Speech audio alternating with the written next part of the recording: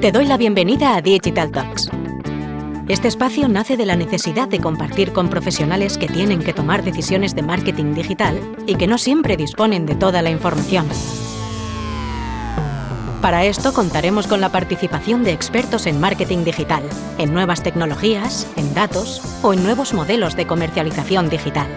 En resumen, participarán profesionales que ponen mucho cariño a lo que hacen, pero sobre todo, contaremos con personas que admiramos y de las que todos los días aprendemos. Somos T2O, una consultora de marketing, ventas y estrategia digital. Esto es Digital Talks. No tenemos verdades, pero sí muchas certezas. Arrancamos. Hola, soy Esther Checa y hoy vamos a hablar sobre la importancia de tomar decisiones éticas cuando hablamos de inteligencia artificial. La inteligencia artificial en sí misma no tiene ética ni moralidad. Se podría decir que es neutra desde el punto de vista ético. Esta toma decisiones según pautas y patrones con los que ha sido entrenada y programada.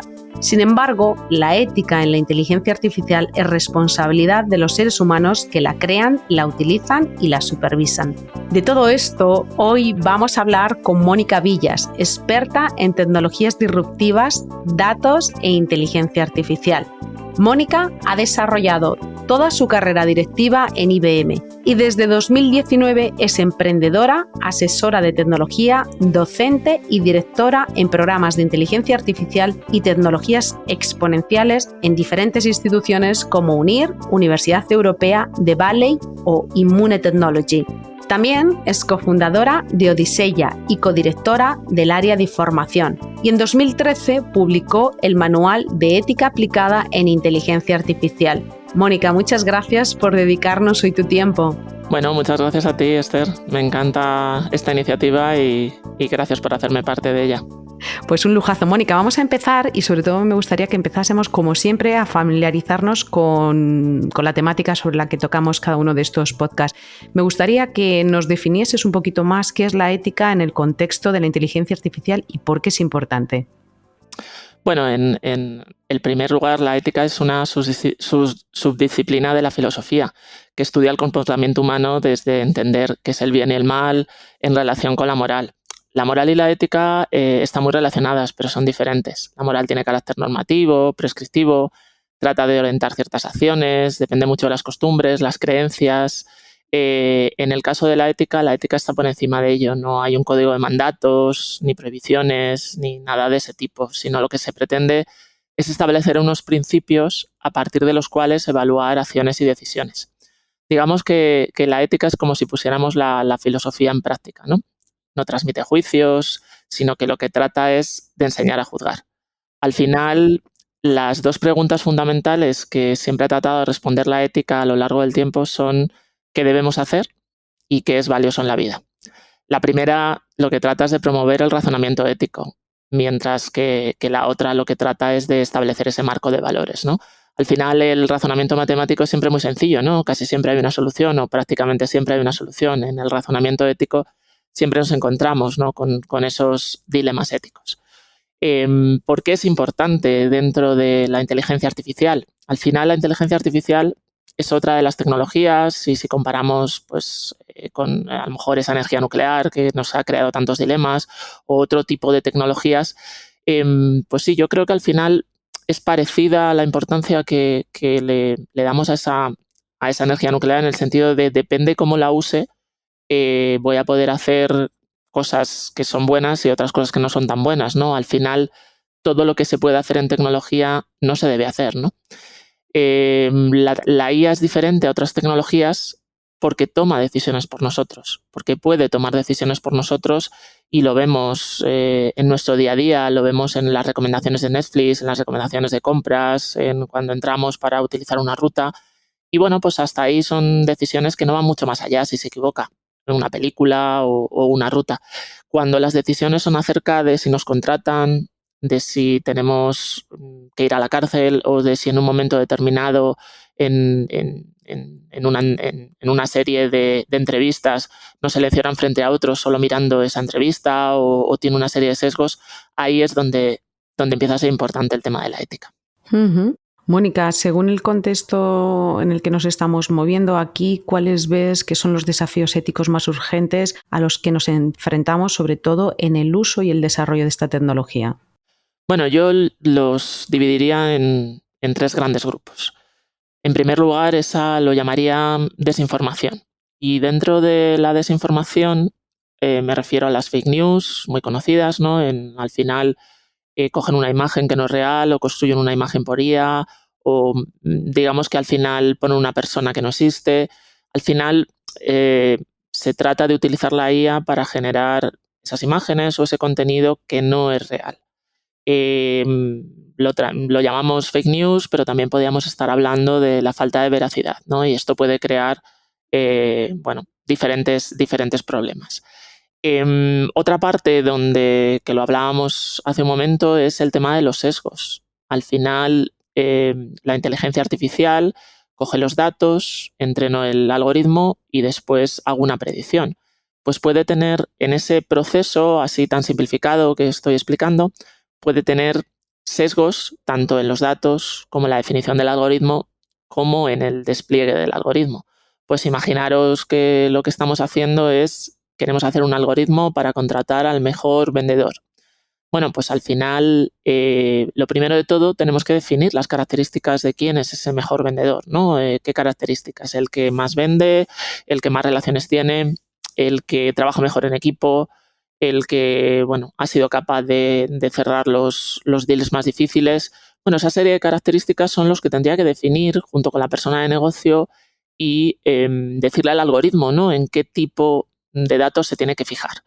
Y después tendríamos que ir a ver si esos datos los tenemos, si somos capaces de encontrar esos datos y ver si no están sesgados, ver si no tenemos esos datos en los que, pues por ejemplo, que empiece a tener registrado pues, el código postal de la persona, el género, la edad, porque podríamos estar, imagínate que en alguna de estas decisiones o en alguna de estas variables de las que hablábamos antes, pues influye alguno de esos parámetros, ¿no? Pues cuando contratemos, estaríamos sesgando si lo hacemos en base a cualquiera de esos criterios. Y luego, por último, si imagínate que estamos haciendo este algoritmo en una geografía determinada, con unas características determinadas, hemos elegido esas características que decíamos para contratar, pues al final, imagínate que lo hago en Europa. Si me voy a China a desplegar este algoritmo, puedo tener características diferentes, el entorno puede ser completamente diferente.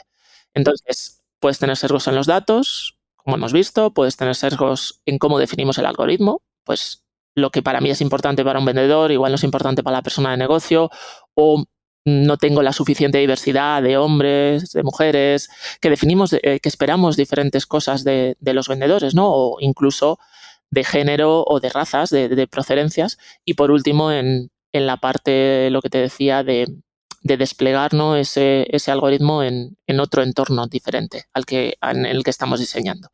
Y por último, otro de los desafíos éticos desde mi punto de vista es la explicabilidad, el saber qué está pasando dentro del algoritmo. La mayoría de los algoritmos y, pues ChatGPT, que es digamos, el más conocido ahora mismo, ¿no? La tecnología más conocida, que es un algoritmo basado en redes neuronales, al final es una caja negra. Es decir, no sabemos muy bien qué está pasando dentro. Los algoritmos de caja negra, no sé lo que hay dentro. Los que llamamos algoritmos de caja blanca suelen ser algoritmos más sencillos. También es verdad que me dan muchas veces una menor precisión, ¿no? Pero esos algoritmos de caja blanca, pues imaginaros, sería un árbol de decisión en el que yo voy viendo una serie de decisiones que el algoritmo va tomando, ¿no? Entonces, al final, la explicabilidad es importante porque yo quiero saber al final si me han concedido un crédito y por qué no me lo han concedido, o si me han concedido una hipoteca, o si me han contratado en una entrevista o por qué no me han contratado, ¿no? Y muchas veces no es tan sencillo de explicar. Lo he dividido en tres grandes grupos porque me parecen los más relevantes. La privacidad sería el cuarto, pero digamos que no lo he metido en el punto ético, aunque también lo sería porque ahora mismo la regulación en Europa nos ayuda bastante a preservar, ¿no? esa privacidad y a proteger esa privacidad. Entonces, es una pena que para llegar a tomar esas buenas decisiones éticas, al final tengamos que terminar en una regulación, porque la ética y la regulación no son lo mismo, no podríamos regular, ¿no?, todos los comportamientos éticos, pero muchas veces pues actuamos mejor cuando hay una regulación, cuando hay algo que se puede hacer o no se puede hacer, que bueno, pues con esas decisiones éticas. Aquí, Mónica, también me gustaría que nos dieses tu punto de vista sobre cómo se puede abordar los sesgos y los prejuicios en los algoritmos de la inteligencia artificial, bueno, pues para garantizar decisiones más justas y equitativas. Y esta pregunta me gustaría conocer tu punto de vista mucho, porque en anteriores podcasts, hablando con Javier Llorente de Narrativa, el CEO de Narrativa, nos da un punto de vista de la complejidad que supone abordar la gestión o la regulación o el control de este aspecto. Bueno, es prácticamente, no iba a decir imposible, ¿no? Es bastante complejo quitar los sesgos de los algoritmos. De hecho, cuando Amazon salió en los periódicos ya hace tiempo porque había contratado a más hombres que mujeres, se dieron cuenta de que su aplicación estaba sesgada porque se fiaba de distintos datos anteriores, y es verdad que habían contratado a más hombres que mujeres, es lo que suele ocurrir muchas veces en las empresas tecnológicas, pero no era solo eso, era que el algoritmo habría aprendido del lenguaje natural. Los hombres y las mujeres escribimos diferente. Los hombres utilizan más verbos de acción en este análisis, ¿no? En este análisis que hicieron de los currículum, utilizan más verbos de acción, utilizan más la primera persona, nosotras utilizamos más, no tantos verbos de acción, no utilizamos tanto la primera persona. Entonces, al final, no pudieron encontrar, no pudieron quitar el sesgo en el algoritmo y bueno, tuvieron que retirarlo. Si volvemos al punto de los sesgos están en los datos, los sesgos están en cómo diseño el algoritmo o pueden estar donde lo despliego, en la parte de los datos tienes poco margen de maniobra, porque si los datos son como son y es la realidad, ¿no? Pues Amazon contrataba a más hombres que a mujeres, pues hombre, puedo generar datos sintéticos, pero realmente suele ser muy costoso en tiempo, ¿no? Y entonces muchas veces lo que haces es asegurarte de manera manual. Es decir, al final tú estás viendo cómo estás entrenando al algoritmo, sabes que tienes más datos para un género que para otro o para una procedencia, y lo que tienes que hacer es validarlo. Al final es más sencillo. ¿Qué ocurre en el diseño del algoritmo? Yo creo que en el diseño del algoritmo sí que puedes influir más, porque si volvemos a ese ejemplo tan sencillo que contaba antes de definir las características de cuál sería el mejor vendedor o el mejor empleado, ¿no? Al final, si yo tengo un equipo diverso, al final quien decide el diseño del algoritmo no es solo el científico de datos. O sea, al final la persona que quiere hacer un algoritmo para contratación, pues puede haber un científico de datos ayudándole y puede que ya tenga una expertise en recursos humanos, pero casi siempre necesito a ese experto en el área, pues igual que si tengo que hacer un algoritmo para una segmentación de campañas, ¿no? Al final necesito a esa experta. Entonces, es importante que los equipos de diseño de algoritmos, tanto la persona de negocio como la persona que diseña el algoritmo, el científico de datos, haya una diversidad, tanto de género, como de edad, como de procedencia. Ahí yo creo que sí que podemos actuar un poquito más. Y luego, en la parte final, cuando estoy viendo el resultado del algoritmo y cuando estoy viendo cuándo lo despliego, ahí lo más fácil es mirar dónde estás teniendo sesgo y corregirlo, aprendiendo del algoritmo. Fijaros que al principio, en las primeras versiones que se conocían menos de GPT, sí que hacía unos comentarios algo más sexistas o machistas, daba unas respuestas un poco más, si tú le preguntabas en determinadas profesiones, ¿no? Y eso se ha ido corrigiendo. Y no creo que estén actuando sobre los datos, porque al final ChatGPT se alimenta prácticamente de millones, ¿no? de datos cogidos de múltiples sitios de internet, de distintos sitios de preguntas y respuestas o de Reddit, ¿no? Y ahí ya tenemos unos sesgos que hemos ido arrastrando a lo largo del tiempo. Entonces, yo creo que lo importante es que seamos conscientes de que pueden existir estos sesgos, seamos conscientes de que la inteligencia artificial aprende de los datos que le demos y aprende de esos sesgos también. Desgraciadamente o afortunadamente aprende de las dos cosas, de lo que puede sacar de los datos, pero también puede estar ese sesgo. Entonces, yo creo que lo que tenemos que tener claro es qué puede ocurrir y revisarlo. Totalmente de acuerdo, Mónica, y está muy alineado también con lo que nos contaba Javier. Otra cuestión, a mí me gustaría entender también un poco qué margen de maniobra tienen las empresas, sobre todo las empresas, estamos hablando de empresas medianas y pequeñas, en la aplicación de esos principios éticos en la inteligencia artificial que están utilizando. Y me centro en estos dos tamaños de empresas porque partimos de la base de que las grandes empresas, las multinacionales, tienen como parte de responsabilidad social aplicar estos aspectos en el desarrollo de estos algoritmos y utilizando esta tecnología. Pero ¿qué pasa con estas pequeñas y medianas empresas? Bueno, al final yo creo que es una decisión de la propia empresa, ¿no? Esto al final es una decisión estratégica.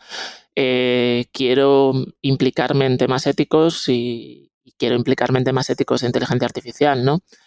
Bueno, al final yo creo que aquí el cliente tenemos mucho que decir. Desde la transformación digital tenemos mucho poder con un móvil en la mano, el poder dar nuestro feedback o nuestra opinión sobre productos, sobre empresas. Y yo creo un informe de Capgemini que ya lleva tiempo, desde 2018 por ahí, hizo un análisis de distintas compañías y lo que se dio cuenta es que la ética genera beneficio, es decir, el NPS se mejoraba algo así como en 40 puntos en personas que ese NPS estaba influenciado por si la empresa se comportaba de manera ética o no, ¿no? Al final, bueno, a mí hay una frase que me gusta mucho que es que la ética nunca te va a hacer ganar dinero, pero te puede ahorrar mucho dinero. Es decir, al final, digamos que yo soy una mediana empresa, al final, pues debo establecer unos principios éticos. Nos olvidamos de la IA por un momento y en esos principios éticos, pues no sé, la honestidad o la transparencia o, digamos, no lo sé, el no trabajar con menores, ¿no? Ese tipo, bueno, eso ya es regulación, ¿no? Porque está prohibido, pero ese tipo de comportamiento, ¿no? O la sostenibilidad, por ejemplo, relacionada con la ética. Pero ya si vamos a la inteligencia artificial, si yo soy una empresa de marketing que va a generar una campaña de marketing que sé que va a crear una determinada adición, tengo que lanzar esa campaña de marketing, la voy a lanzar, me tengo que plantear esa serie de cosas. O quiero ser transparente con mis algoritmos de inteligencia artificial, si estoy siendo una empresa de contratación, por ejemplo. Entonces, yo creo que al final es verdad que las empresas medianas, pequeñas, tienen menos recursos, pero también es verdad que al final, ahora mismo en la era del entorno digital en el que vivimos, los clientes tenemos mucho poder en hablar bien o hablar no tan bien, ¿no? de esas empresas, y yo creo que el riesgo reputacional, tengas el tamaño que tengas, es muy importante. De hecho, a una empresa mediana pequeña puede terminar con ella, ¿no? Totalmente. Mónica, en términos prácticos, ¿cómo se puede asegurar esta transparencia y sobre todo la responsabilidad en los sistemas de inteligencia artificial? Bueno, como te decía antes, no es sencillo, ¿no? Al final, cuando estamos empezando a utilizar algoritmos como GPT basados en redes neuronales, las redes neuronales por definición son cajas negras y la explicabilidad que tienen las redes neuronales son bastante limitadas, ¿no?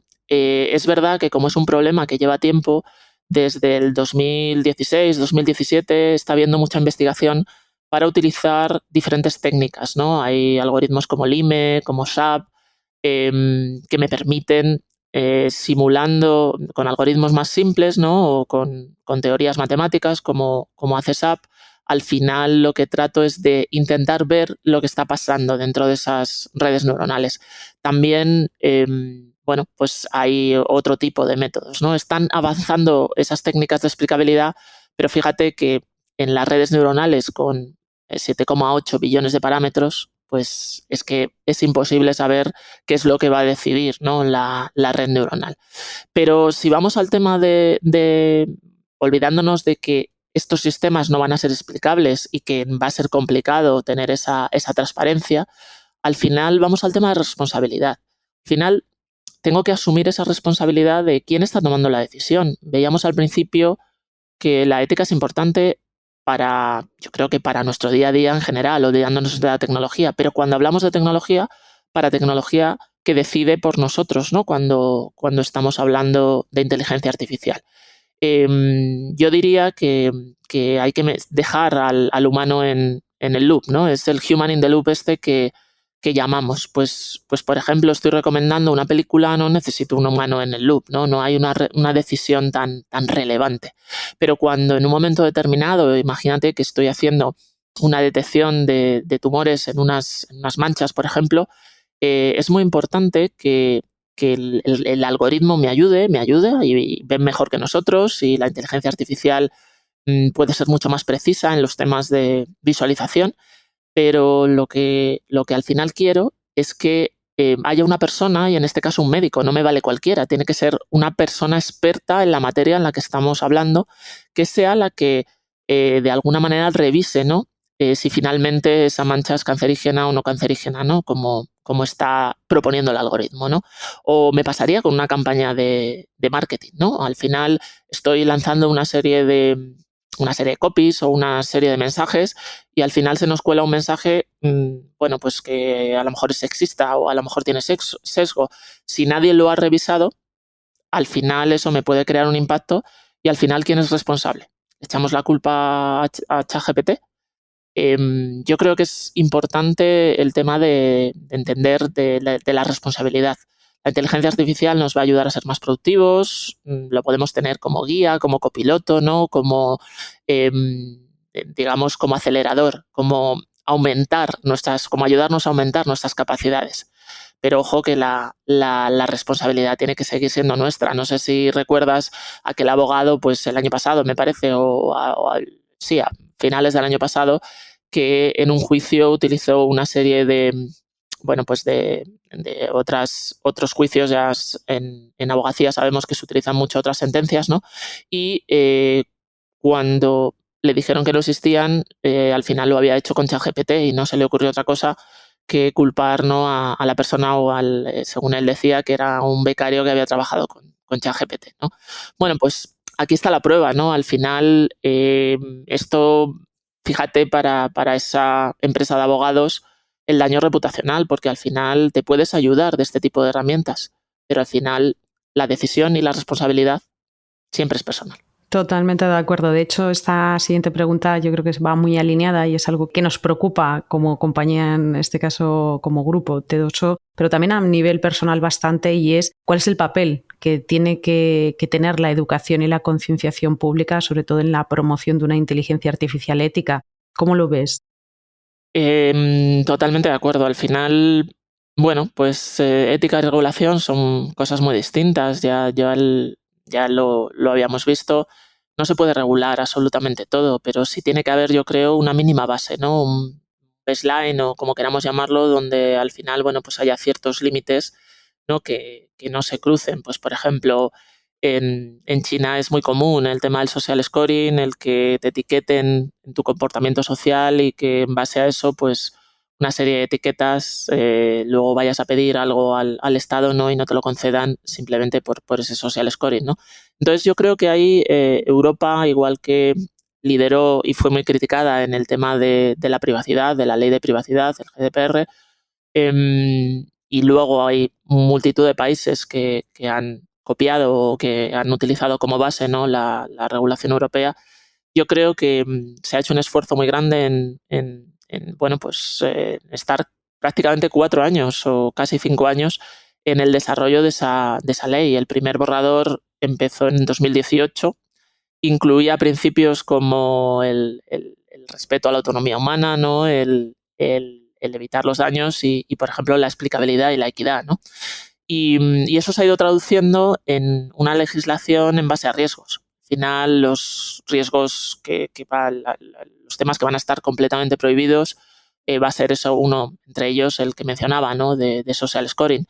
Y desde ahí, pues hasta aquellos que simplemente van a ser aceptados. Es decir, aquella recomendación de películas que veíamos, pues no va más allá, o la recomendación, ¿no?, de que utilicemos un camino u otro en un navegador, ¿no? Pero, claro, aquí al final sigue habiendo también esas discrepancias de, pues, por ejemplo, ha habido muchas discrepancias en el tema del terrorismo, ¿no? Es decir, como al final tiene que haber una autorización judicial para que te puedan seguir las imágenes en las redes, pero claro, otros países había han llegado a un acuerdo y ahora mismo está prohibido, ¿no? que utilicen esas imágenes si no hay una orden judicial. Pero hubo muchas discrepancias porque al final, bueno, pues el terrorismo, desafortunadamente, hay países a los que les afecta más que a otros, y algunos de ellos pues prefieren utilizar esas cámaras, aunque atente un poco con la privacidad, para poder salvar, ¿no? a otros, ¿no? Y ese era un poco su argumento. Entonces yo creo que al final tiene que haber ese marco de regulación para que de alguna manera pues haya comportamientos, esos comportamientos, ya no diría éticos, pero al final comportamientos más alineados, ¿no? con los valores que tenemos en este caso, ¿no? en Europa. Al final, a mí siempre me gusta decir que la regulación o en este caso la ética al final es como el freno que llevamos en los coches, pero no por el propio freno de frenar la innovación o por el propio freno que siempre se achaca, ¿no? Cuanto más regulamos, al final paramos la innovación.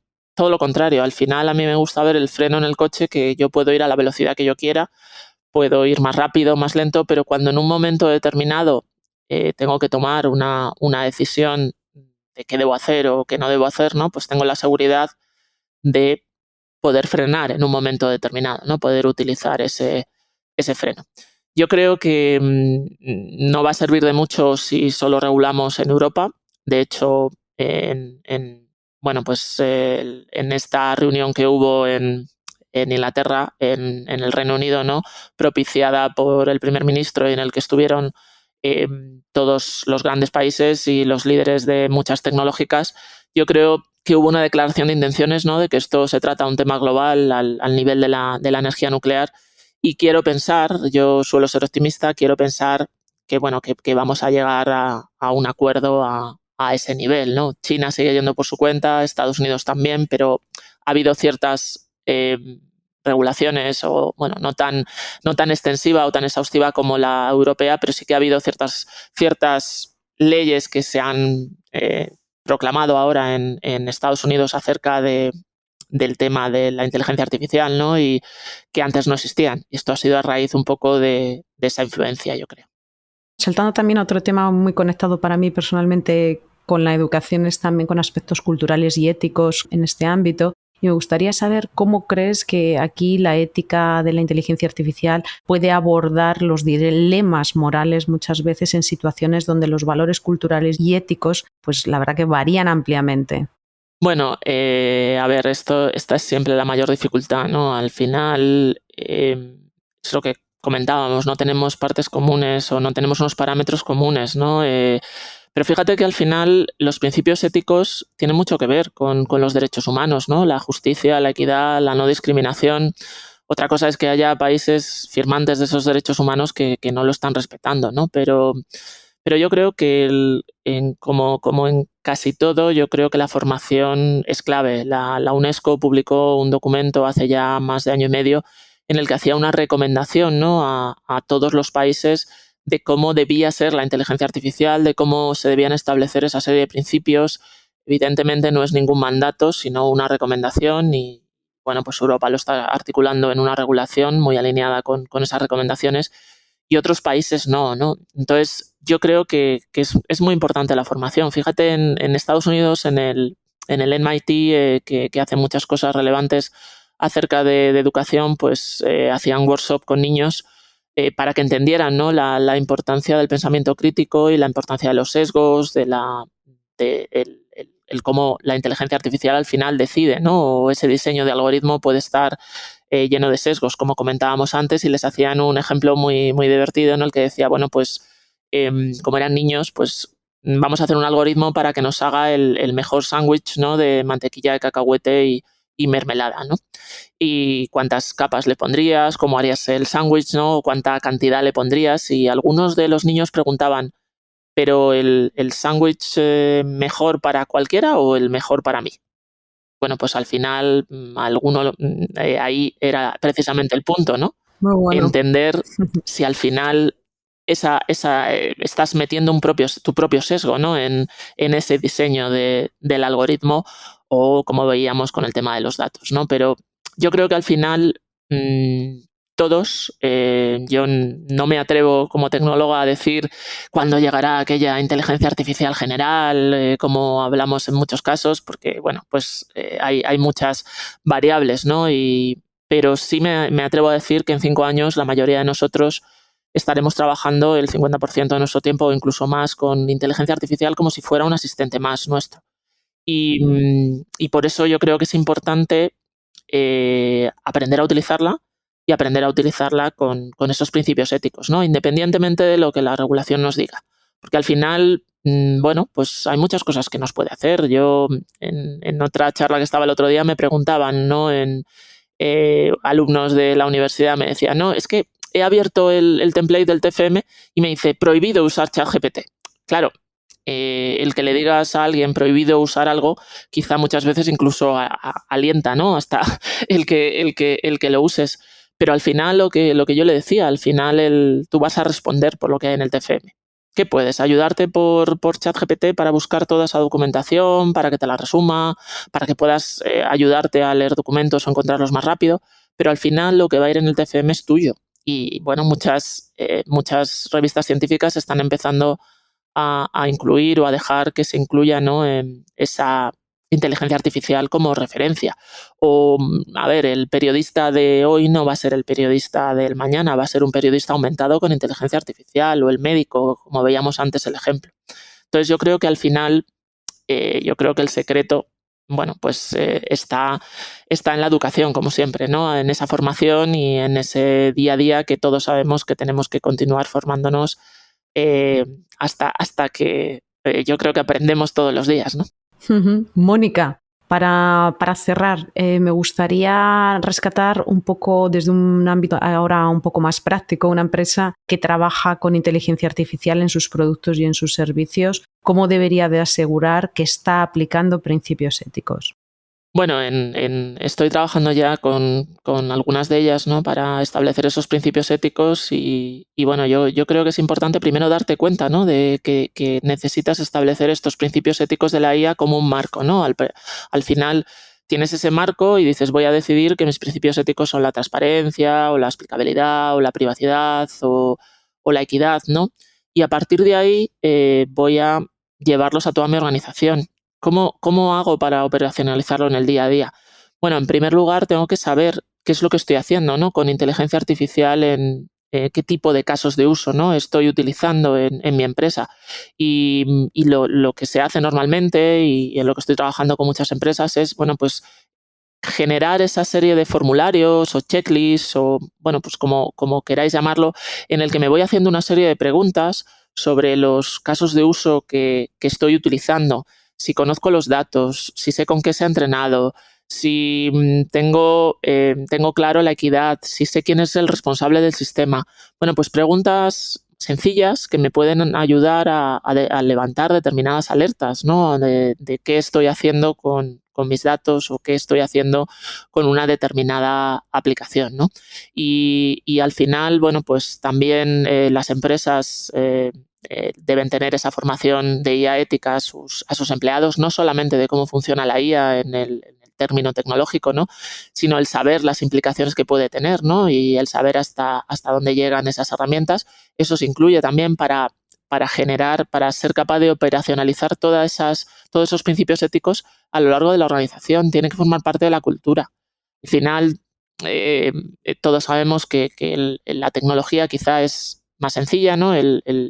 Una herramienta tecnológica aprendo a manejarla y bueno, me costará más o menos trabajo, pero el imbuir la cultura en las organizaciones cuesta tiempo.